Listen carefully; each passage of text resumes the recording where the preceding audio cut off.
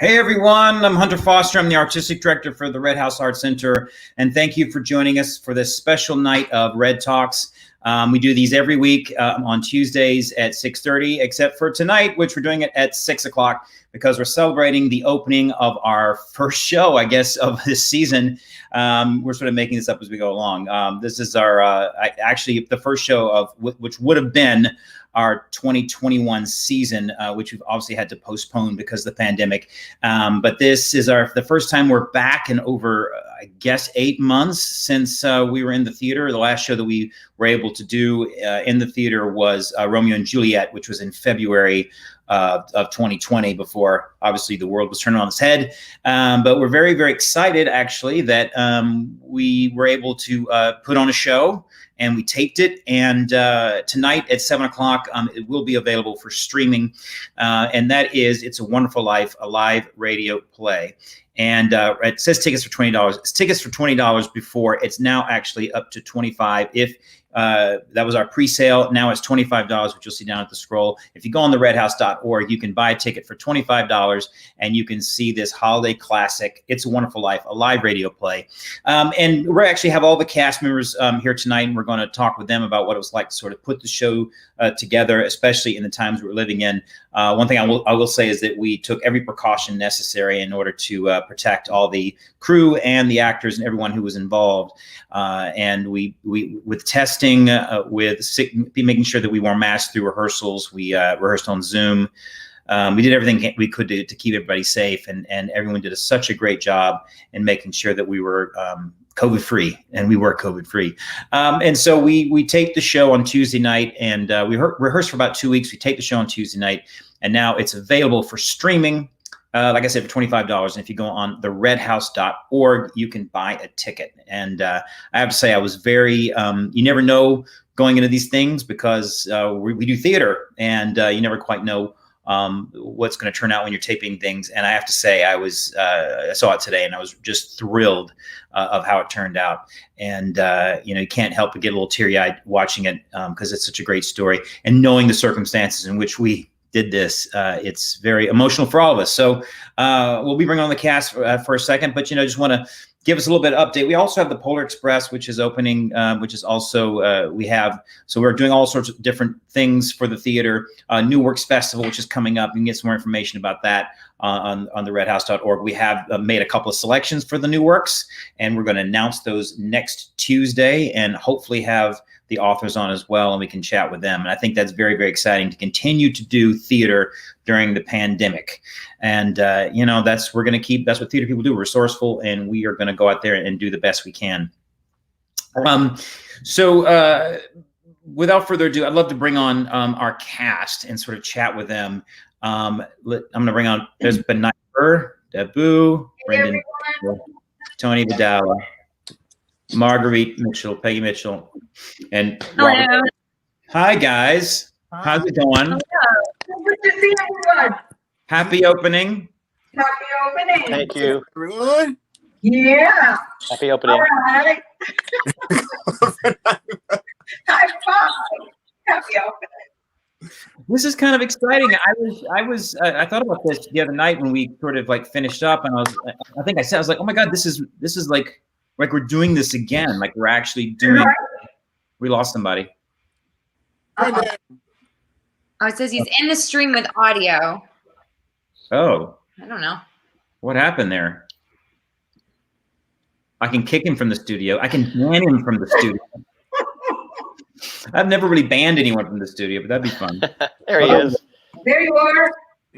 So let's. I mean, I have to say that it sort of. You sort of get into a certain mode of like, I got to do this show and we got to figure things out. And then there was a moment, I think, that it hit me. I don't know if it hit everyone else. Maybe it was when everyone took off their mask and we were doing this, that, we're actually doing this again. And Benaifer, what was it like? Obviously you've done a lot of shows at Red House, and what was it like to sort of perform again? And what was your last show? What was the last you actually were able to perform in before the pandemic? at the Red House, the last show was Romeo and Juliet, where I played the Of nurse. course, Romeo and Juliet. Yep. Phenomenal experience. And within the community theater, the last show I performed was an outdoor theater piece in August, September, Antigone and Letters to the Soldiers Lost. So it was a whole outdoor experience, and then we went into rehearsals for this, which was once again in Zoom and an indoor mask experience.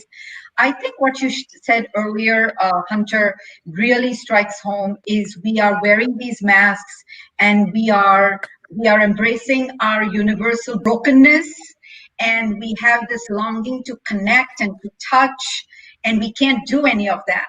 But then when we actually remove the mask, we are able to then bring all of those emotions and energy into our performance and in the story.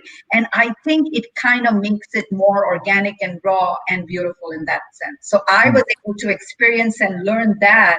It was like going back to acting school, right? And learning to embrace that basic, organic, true, honest, authentic self. I also think it's weird that because we're not used to seeing people's faces anymore, except Yes. for Zoom. And when and obviously I've worked with a lot of you now for a couple of years, and then just to see people's faces was a shock. I was like, oh, you have a nose and mouth. It's weird. And eyes. So and you, eyes. yeah, behind the mask, you have to smile really big if you're smiling. Well, and I thought that was such a genuinely nice thing that the audiences are going to get to experience, is that we did this with our masks off for the first time with cameras rolling. So it's really genuine in that way. Yeah, I would say, and we said that you guys got a little buzz when the mask came off, like that sunny night when we did it.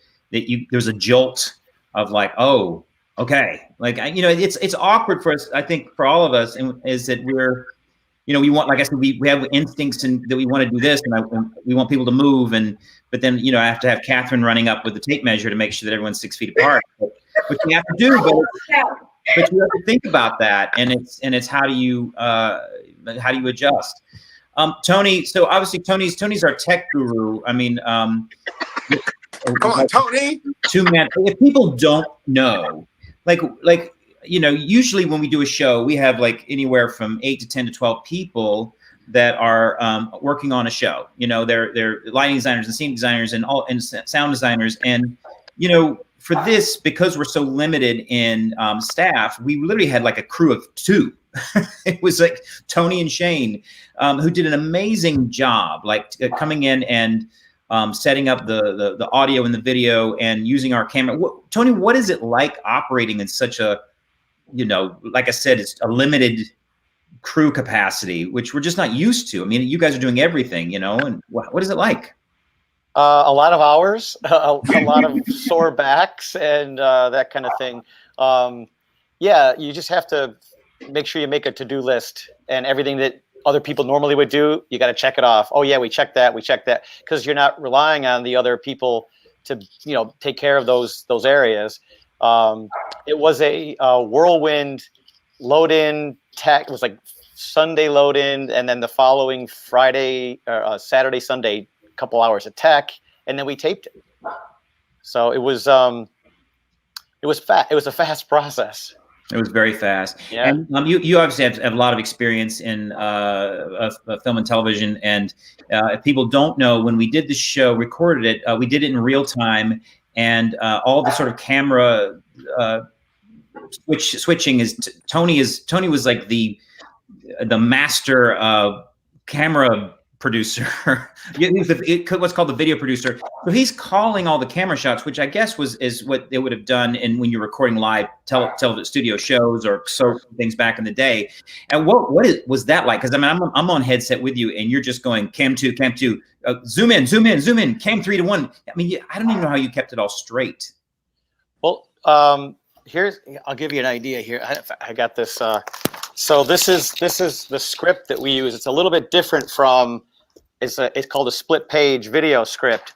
So I had to write down every single camera movement and everything and follow this along. But normally what happens is there's someone else that's actually switching the cameras, and I'm just focusing on the monitors and watching what the actors are doing and what the camera framing is, and being able to adjust that way. But in this situation, I had to really trust the 2 camera operators we have. So I'm looking at the script and I'm pushing the buttons and I'm just glancing at the monitor every once in a while, hoping that they're on their shots.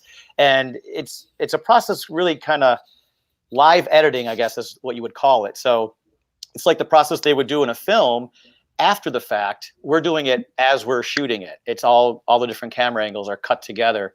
Yeah, it's a little nerve-wracking. So I haven't done the switching and the cameras calling together in a long time, because I used to having somebody else do that. So it was a little bit of like, oh yeah, I got to do this again. I got to do this again.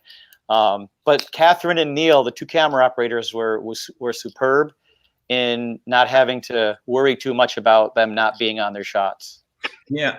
Yes, Neil and Catherine, and what I will say is that because we weren't able to move, one reason why I chose the radio play is because the idea is that the actors are at their mics, so you can't do sort of traditional staging. Everyone's sort of going to the mic that they each is assigned a mic, and they go to the same mic. You also can't share mics either, and so the sort of work of theatricalizing this sort of was left up to Tony, as far as like doing all the camera shots. You know what I mean? That's the staging in a way that we're not allowed to do. But yeah, but there was some movement. So there was oh yeah. So yeah, stage direction that you play, and it gave it a little bit more of a relationship between the characters in different locations, still maintaining 6 feet apart. But I really thought it was a really brilliant way of showing, like, here's a typical like 1940s radio studio, how it would have been done, but also adding a little bit of theatrical aspects to it for a radio audience that would be sitting there watching that. People are not just standing at their mics; they're moving and positioning each other to show the relationships and the locations of Bedford Falls. Yeah. Yeah. Peggy, obviously you've been with Red House many years. And this is sort of, we've done a couple of projects in a row now. We did Polar Express, and now we've done this sort of for our first sort of staged shows. What's it been like sort of for you, sort of seeing Red House grow, get to this point, and now having to deal with the pandemic? What, as an actor, as a person who works at Red House, like what is it? What does this all mean to you? I think it just shows what's been inspiring to me working in the arts, no matter in what capacity, is the resiliency of it. We could have said, oh my God, this is going to be too hard to do safely, but we didn't. We figured it out. We, looked up all the guidelines. We thought creatively around them. Polar Express, we opted to go with shadow puppetry, which was done very, very safely. We did the radio play with the Foley table. And I don't know that we would have played around with these different theatrical devices if the confines hadn't been placed upon us. Yeah. I know shadow puppetry is not anything that we've ever really explored before. And I think It's a Wonderful Life was done so creatively, and exploring, the film aspect, the art of film. These are all avenues that Red House hasn't really ever experimented with before, because we haven't needed to. So I think that's the really positive thing, is that we're able to explore all these different art forms because of the pandemic. Yeah, we sort of I've learned a lot, because I didn't go to film school or TV. I just know the theater, and even producing this show, trying to do the show every week is it's something I learned from this. And we started, we first started the show, I think we did it on Zoom, and we were trying all, finally StreamYard came along, so we could make it easier. But then even working with Tony, I've learned a lot working with Tony. You're like, okay, we have to do that. We have to film this. And like, it took me a while to not look at the stage, that I'm like, okay, I need to look at the camera, because I'm used to watching an entire stage and focusing the lights and things on. No, I got to watch this. And I can't wait for you guys to watch it, because I think it's a completely different perspective watching it on camera. It'll blow your mind. You're like, oh, I didn't know. You know what I mean? It's not an archival. It's really interesting. It's a completely different show. So Robert, you took on obviously the the iconic role of George Bailey. And I think taking on those roles that are so attached to one actor are difficult. And I thought you just did, this is my own review, is I think you did such a masterful job of like making it your own. Yeah, it was really, and watching the video, I was like, oh my God, like in a short amount of time, like you had a week and a half, basically. Mm-hmm. What was that like, taking on an iconic role like that? I was so scared. I would come into each rehearsal terrified, but it was just, I was nervous because Mr. Stewart did such a great job in the film, like telling that story, and I didn't want to result to just copying what he did. And also the time, me as a Black man, and what I go through on a daily basis and what I would have gone through in that world, and finding like the different nuances of how to relate that to his performance, and also finding my own way. It was just a lot of things going on. But one thing that really helped me throughout this process was just trusting the text, because the text really did all the work, in my opinion, for me.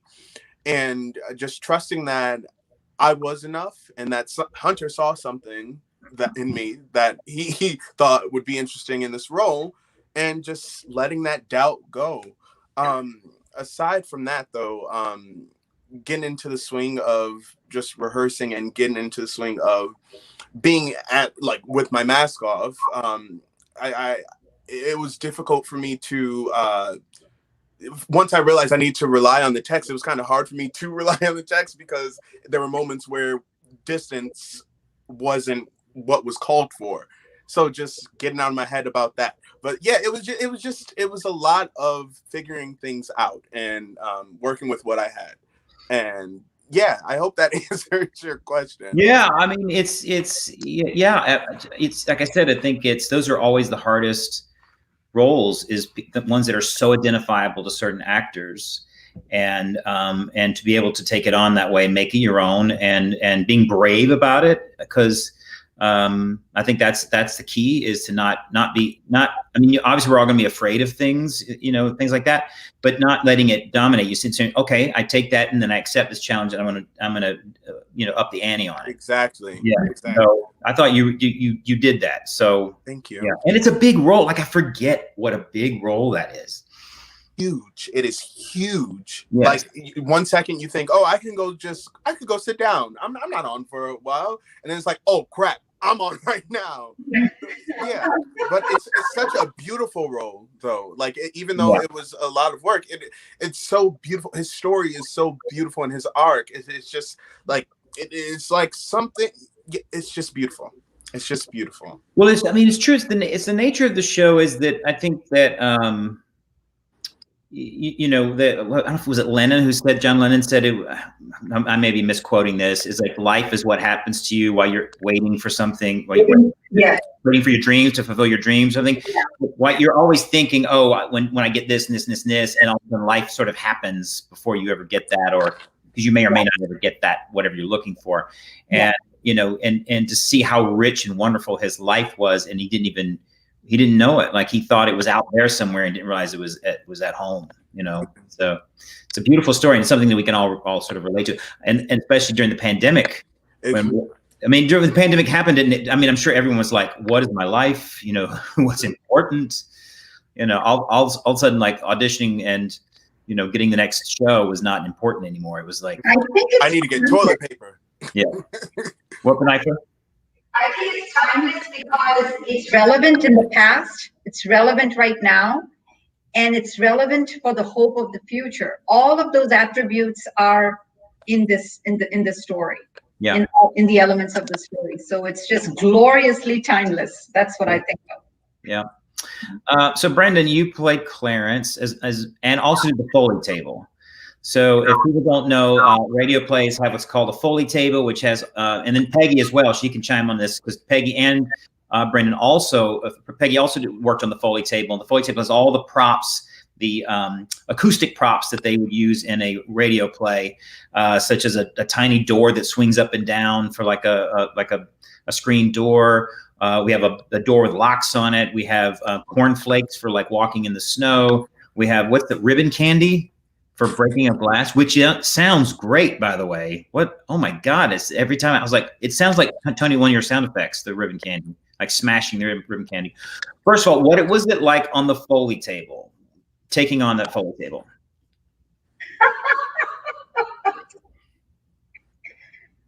There we go. I'm not muted anymore. Oh, yeah. Right. Okay, great. Yeah. Leave it to the sound guy to mute his microphone. But working on the Foley table was so much fun, something that I had never done up to this point. So getting to create that extra layer to the story, using all of those different instruments that you just mentioned, was, first of all, a lot of fun to figure out. But secondly, like, so great for me to explore as an actor, because it made me see everything now that I consume or am in or I'm playing a part in. I have this whole other sense of like sound now, like, and how important it is to the story. And Tony, you can probably attest to this because it's your, that's your thing. But it is really so important that we are getting all of the different senses. Yeah, you're a little slow on your it looks like you're a little staticky on your video. So you're freezing because you weren't before. Yeah, I don't know. But I guess that's the way it happens. But anyway, what was your favorite Foley prop? I love the ribbon candy.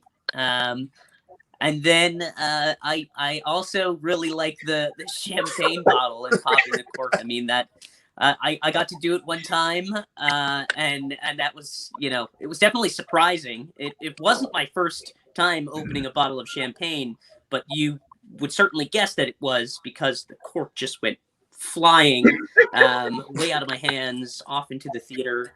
What did you do, though? What was your first reaction? So I'm a little embarrassed by this because it might not necessarily have been the best reaction to have, but it's a reaction that I have in everyday life. So the cork shot off, and champagne, as it does, starts flowing out of the bottle, and I immediately was like, what do I do with this?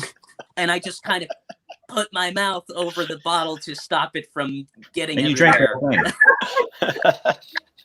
Yeah. Did you take it home? You did take it home. Yes. And what was it like to take on Clarence? Because in a lot of ways, this is sort of like a buddy movie in a way. It's what I love about this film is that in a lot of it's very unorthodox, because there's sort of there's almost like two parts of the play. There's this whole lead up to the event. And then the event happens is that he tries to commit suicide, or thinks about committing suicide. And then Clarence comes down, and then it takes on this buddy movie. The last part of it, these two guys are just going around, fake Bedford or Pottersville. It's I don't know a lot of movies that are constructed quite the way this is, whereas the two sort of lead characters in a way don't really meet until the last third of the movie.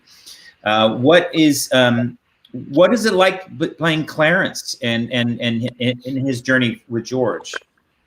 Yeah, so it's interesting that you asked that, because I think Clarence, for me, he was one of the many characters that I had the pleasure of portraying in this. And Clarence was the character that kind of kept me grounded. It's funny that the one that comes from heaven is probably the most down to earth in a way. So I had all these crazy zany characters, but always kept finding myself grounded in the story and the world of the play in Clarence, because his journey with George, getting George to where he is at the end of the play, and his journey on his own, earning his wings, those feel very like very much like driving factors in the story.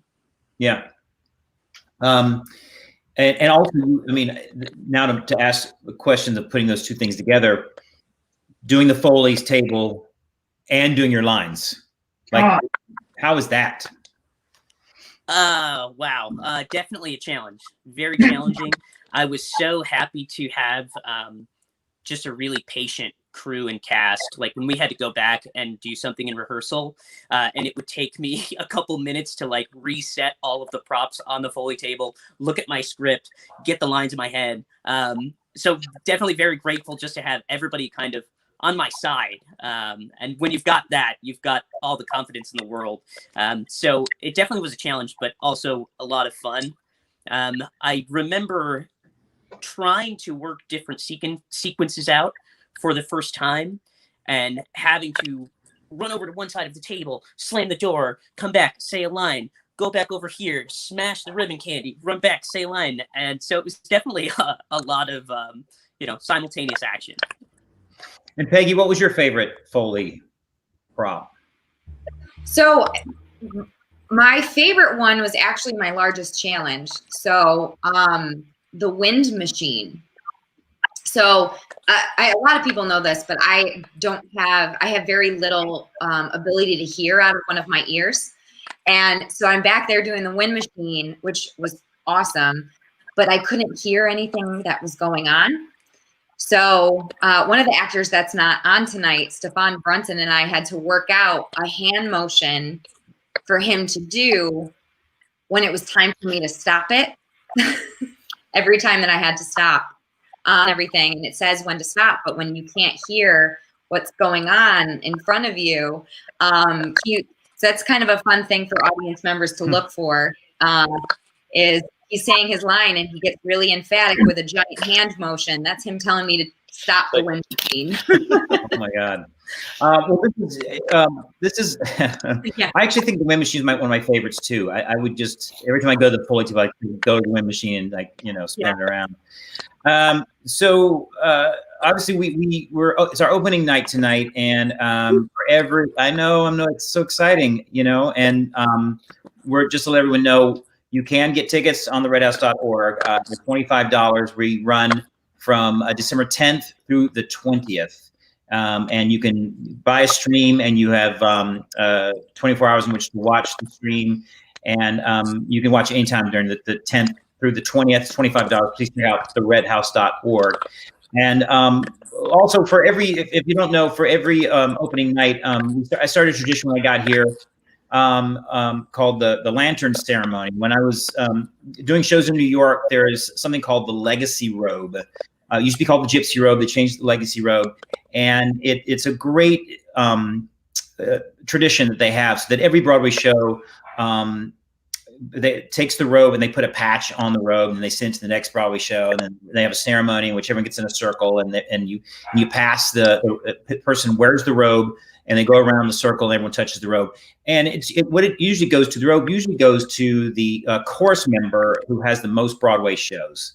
And it was always my favorite sort of tradition. I love theater traditions. There's lots of different ones.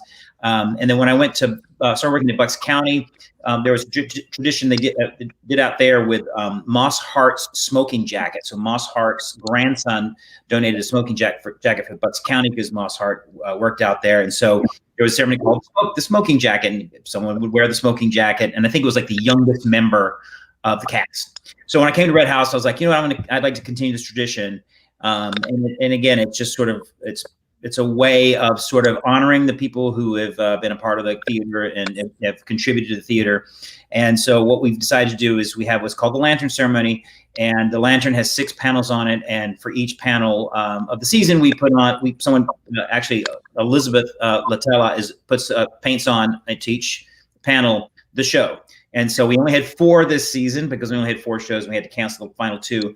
And so I thought, why don't we just continue with this one, and we will add "It's a Wonderful Life" to that lantern. And so the tradition is that we give the lantern to the actor in our show who has the most probably shows most shows at Red House.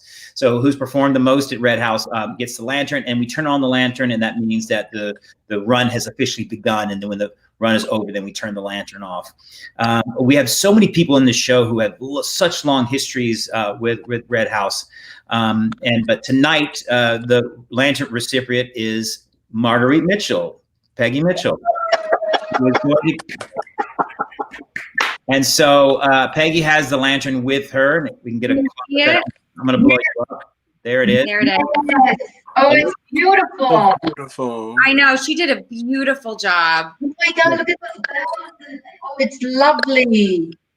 So yeah. Oh, and Peggy lit the lantern. She did. Yes. Can you touch the screen now? Can Yay. we pass it around? How do we pass it around? I don't know. Hold your hand out. Okay. Oh, I want to cry. I want to touch it. And so Benifer received it for Romeo and Juliet. Mm-hmm. So it's just a way to honor like the people who have sort of gotten Red House to where it is today. I don't think we could be where we are. Well, I shouldn't say that because we're in a pandemic. But the Red House has grown from where it started to where it is now, and it is it has grown, even pandemic aside, to a really wonderful place. And if you when we open up again, please come down and see our beautiful building if you have not come into our building, but wait till things get better. So I just want to go around and just ask, like, what is, I'm starting with you, Robert, what is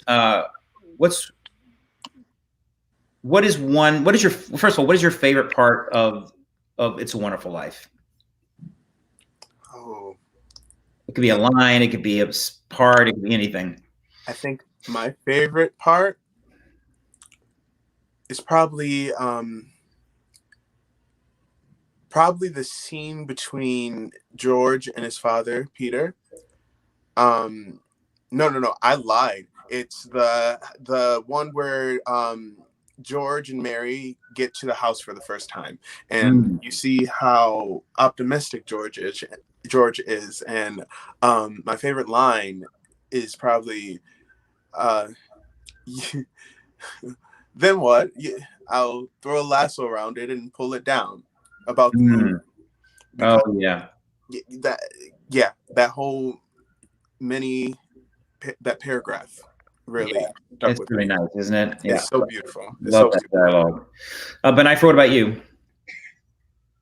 Hi, it's a two-part thing. My favorite part was when George brings the entire town together, and in a spirit of generosity, makes sure that each and every person asks them what they need and figures out a way to make sure that their need is taken care of. How much do you need? How much do you need? How much do you need? Knowing that there is going to be calamity following him, and he's like in major problem with the money, but he wants to make sure that everyone else can celebrate the holidays, or that the troubles don't follow them, and he takes it upon himself to solve the problem. And it's kind of hopeful and magical in a way, because he thinks he can create magic and give everyone what they need and send them on their merry way and save his business and the bank as well. So I thought that was the most magical part of the movie for me, because it involved taking care of the other. I love that. But it's also taking care of the community. Like I always think of like, it's as opposed to individual self, how do I take care of myself? It's like, how are we all connected and how do we take care of each other? And I think that's what's so beautiful about that moment, when all the people, those different business people and those different, the cop and the martini, and we're all in this together, Absolutely. Great message. Brendan, what about you?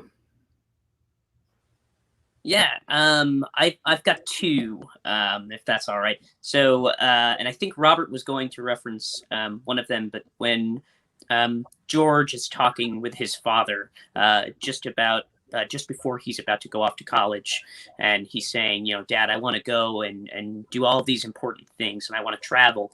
And his father responds with, really one of the most beautiful passages. He says something to the effect of, I think we are doing something important here by helping our community. So it kind of ties back into what you were saying.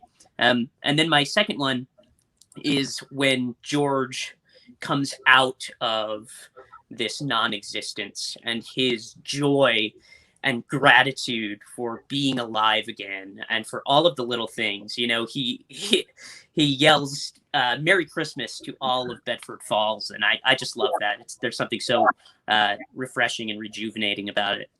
Yeah, I also love the fact that he says yippee, which is the first. It's almost like he returns to the joys he had as a child. I said yippee at work today, just so you know. Tony, what about you? I think it's he doesn't realize how generous and giving he is to the entire community and to everybody, and he gets to that point where he's at a breaking point and he doesn't know where to go and he's lost and he just thinks, you know, nothing mattered, and then he comes to that realization, you know, after being shown how one person can just really, you know, impact and affect without even realizing it. There are other people in their lives. And then when he has that rebirth, you know, at the end, I think that's probably my favorite part, when all of a sudden it's sort of like, you know, all of that comes to, you know, realization that his life had some purpose and some meaning. Yeah. We could say that about you, Tony. Because you yeah. And you're Thank you. Selfless about it as well. So Peggy, what about you? It's been said already, but my favorite moment is when he and Mary both use their wedding money, use their let's get out of here money to provide for their community. They set all of their needs aside to give back and make sure that the people that are living beside them day to day have what they need to get by. And even within that scene, my favorite part, which we talked about during rehearsal, is there's one particular individual when he says, how much do you need? And she says, can I have $17.50? So, you know, it's not even that George was solving the problem, but each community member was also only taking what they needed so that somebody else could have what they needed. No one was being greedy. It was a true moment of true community in that scene. Yeah. Absolutely. You're exactly right. It's like, how do we know what this problem is? How do we work on this together? Which is a perfect metaphor for the pandemic. Like, Yeah. You know what I mean? Like, how do we figure this out together? The solidarity. Brent, Now, how about you, Hunter? What's your favorite? Oh, I mean, I love, I mean, it's just the words, you know, no man is a failure without friends. I think I've said before, it always hits me. It's always like, you know, because I think that it's human to sort of think of yourself as a failure, and every person, no matter how successful you are, they thinks of themselves as a failure, or can have the possibilities. And I think just it's looking around you and saying, okay, if I've made a difference in my life, if I have affected something, people, and done something for other people, then you're not a failure. Like, if you've really, whether it's being a family man or surrounding yourself with being good to your friends or being good to your community or whatever, if you're doing good deeds in the world, then you are not a failure. You are actually giving back to the world and I think especially now in this sort of negative, divisive, and sort of bad environment that we're sort of living in, and it's just important for us to remember that we're all in this together, regardless of whether you're political side you're on or whether you believe in science or not or whatever. It's just we have to work. We've only gotten through hard times when we work together, you know. So, one more thing, Brendan, tell us a little bit about the martinis and the kids and the whole martini plan. Yeah, so we're actually hoping to do a little spin-off series with Giuseppe Martini and his whole family. So Giuseppe Martini is one of the characters that George and Mary help by providing him and his large family with a home. a home that he can call his own. And I had fun playing around with Giuseppe Martini.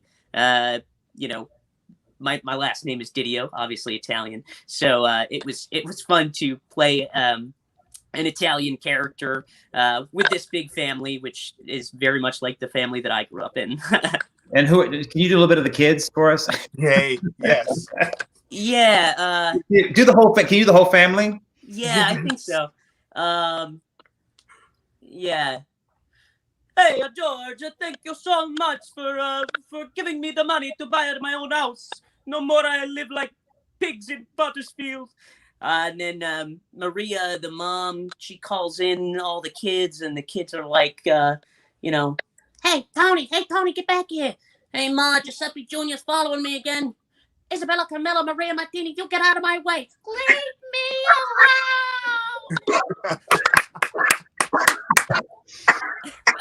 alone. Tony, was it that way growing up for you? Absolutely. Yep. Yes. Is this series actually a thing? Please let it be a thing. Oh, the Martini Family Christmas? Please let it be a thing. Oh, it should. It should. And so the last thing I'll ask is, Tony, obviously this is, you know, putting this together and then editing this is another thing as well. And I know yesterday we were all frantically trying to edit the show. And, you know, what is it like? Because I know for me, I go down the rabbit hole of editing, and then it's like 8 hours have gone by trying to edit stuff. Like, what is it like for you? Because you're also crafting things that we talked about, but we haven't really, like, the actors haven't seen, and you and I've talked about it.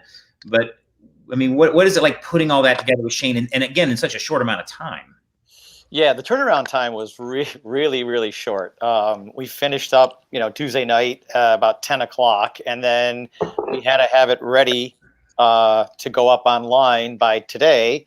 And that's why we did what was called a line cut with all the different camera angles as complete as we could, start to finish. We didn't, you know, we try to get a complete show.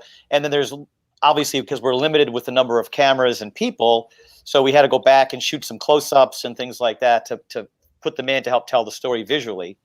The other thing is dealing with the technology. And we had about 320 gigabytes of video footage, which is an enormous amount to sort through. So going through and looking at all the footage and logging it and making sure we have all the different angles that we need is just a big task. So Shane and I were pretty much on a phone call, was an all-nighter. So we were looking at the sun coming up this morning as we were putting some of the final touches on it. So it was a long process. Well, we thank you. But very rewarding process. Yeah, because I mean, it's different from theater. Theater, I always say, you're doing your editing before you do the show. Like you edit for 3 weeks or 2 weeks, and then you put on a show, and then you have no control. Like it's just there, and you're just, as a director, I'm going, no, don't do that. Okay, all right, oh yay, that's good. Oh no, don't do that. You know that. But editing, you do have the opportunity to go, okay, this may not. Let's tighten this up. Let's do. I mean, if we had more time, obviously that's not how we did it this time. But we were able to do. It was nice to see some of the touches that were sort of added to the whole thing. Yeah. You know? And the thing we have to worry about too is continuity in an edit. So if we're editing something and somebody's all of a sudden jumps to the other side of the screen, or they're there and then they disappear, you know, so, you know, we were careful not to have any of that, you know, in the process. Yeah. But the wonderful thing that we kept is that we did shoot it from beginning to end. We didn't shoot it out of order. We didn't shoot. We shot an entire show in which we ran from beginning to end. And that's what we wanted to do. We wanted to make sure that we were capturing live theater as opposed to creating a television show. This was a live, something that we taped live. Yeah. And, you know, anything we picked up was just small, you know, little things, but still, we wanted to have a fully contained theatrical performance. So, well, I want to thank you all so much. Congratulations, Peggy, for getting the lantern. And thank you all so much for being a part of the show. There's the lantern. Yay. Yeah, show it one more time. One more time. It's so beautiful. Take a picture and send it. There we go. I love it. It's so beautiful. It's so beautiful. Thank you. Elizabeth, Thank you, great job. Hunter, for your direction, for your guidance, for your patience, and for steering the ship. It truly immensely for your generosity, actually, and your kindness. And I think that really helped us to tell the story and bring these words to life. I think I can speak that for myself and on behalf of everyone. I'm sure they feel the same. Well, So thank you. Thank you. Thanks so much for jumping in and sort of, there's a lot of characters in a big show. It's 5 people doing a cast of 500. And thank you all for being a part of it and lending your talent and your spirit and making this a really joyful experience for me and for all of us. Thank you so much. Happy opening to everyone. Yay. Stay safe. All right, I'm going to finish up here. That was the cast of It's a Wonderful Life, the live radio play, and some of our local favorites sort of reuniting back on stage at Red House and doing the show. And we're very happy and thrilled to bring this show for you tonight. If you bought a ticket, a pre-show ticket, you'll be able to stream it at 7 o'clock, or right now, I think it's already up. You can stream it. And then if you want to buy a ticket, you can go online and they're $25, theredhouse.org. Please check it out. Check out all the things we have going on. A lot of educational opportunities, such as the Learning Lab and some camps that are coming up in the spring. And we'll be doing camps in the summer. We had great summer camps this past summer. And we're going to have some great stuff coming up. So please check it out. Go on our website, theredhouse.org. So thank you so much for joining us. As we do every week. This is Thursday. I can't say Tuesday. We do it every week. And tonight was live, which I was very, very excited about to do it live again. Stay tuned for next week, where we're going to announce our new works, two new works that we're actually going to announce next week. And we're going to be doing our New Works Festival in February. And check out more information with that as it becomes available. Thanks so much for joining us. Go check out It's a Wonderful Life, a live radio play. Buy a ticket. Support your local theater. And we'll see you next week.